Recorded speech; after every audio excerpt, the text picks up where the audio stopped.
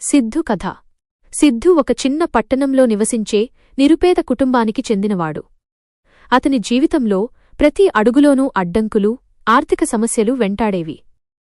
అప్పుల బాధ, ఇంట్లో తరచూ అనారోగ్యాలు, ఎంత కష్టపడ్డా ఫలితం లేకపోవడంతో పూర్తిగా నిరాశలోకి కూరుకుపోయాడు. ఒకరోజు సిద్ధు పక్కనే ఉన్న పుణ్యక్షేత్రాన్ని దర్శించడానికి వెళ్లాడు. అక్కడొక వృద్ధుడు నిశ్శబ్దంగా కూర్చుని కనిపించాడు. తన బాధనంతా ఆ వృద్ధుడికి చెప్పుకున్నాడు సిద్ధు. ఆ వృద్ధుడు చిరునవ్వుతో ఇలా అన్నాడు: నాయనా, కలియుగంలో దత్తాత్రేయుడు మానవులకు ఇచ్చిన గొప్ప వరం నామస్మరణ. ఆయన త్రిమూర్తుల స్వరూపం, ఆది గురువు. ఈ కఠిన కాలంలో పెద్ద సాధనలు అవసరం లేదు, కేవలం ఆయన నామాన్ని స్మరించుచాలు. ఆయన స్మరణమాత్రేణ సంతోషి, తలచుకోగానే సంతోషించేవారు. వృద్ధుడు సిద్ధుకు ఒక శక్తివంతమైన నామాన్ని ఉపదేశించాడు: దిగంబర దిగంబర, శ్రీపాద వల్లభ దిగంబర. సిద్ధు ఆ రోజు నుండి ప్రతి ఉదయం, సాయంత్రం మరియు పనిచేసేటప్పుడు కూడా ఈ నామాన్ని మనసులో పఠించడం మొదలుపెట్టాడు. జీవితంలో వచ్చిన మార్పులు: 1. మానసిక శాంతి.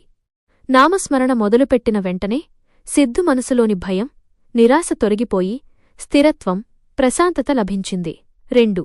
ఆపద నివారణ.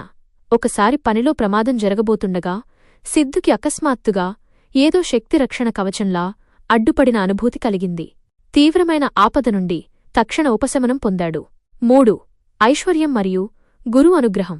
అతని పనిలో కొత్త అవకాశాలు వచ్చాయి.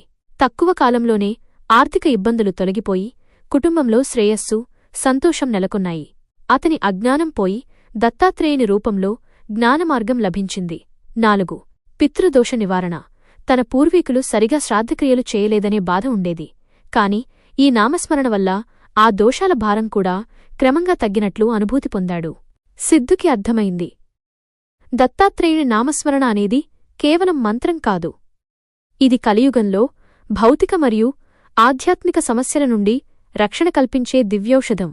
తను నిజంగా దేవుడిచ్చిన గొప్ప వరం అందుకున్నానని నమ్మాడు. ఇంకెందుకు ఆలస్యం?